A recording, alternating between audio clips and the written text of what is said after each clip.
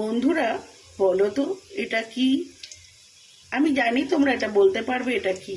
আরেকবার ভালো করে দেখিয়ে দিই, কি বলো, কি কি? আরে এটা হলো ধনেপাতা দিয়ে একটা পকোড়া।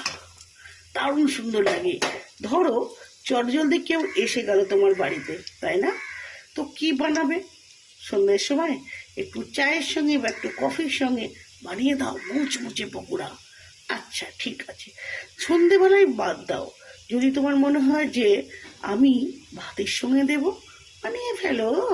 দারুণ সুন্দর। আর এখন শীতকালে মানে কি বলতো, ধনে পাতাটা খেতেও সুন্দর লাগে, ভীষণ সুন্দর লাগে। তো আজকে আমি বানিয়ে ফেললাম, দেখো, বেসন দিয়ে, ডিম দিয়ে, তার সাথে সাথে কাঁচা লঙ্কা কুচি কুচি কুচি করে কেটে একদম বানিয়ে ফেললাম সুন্দর করে পকোড়া।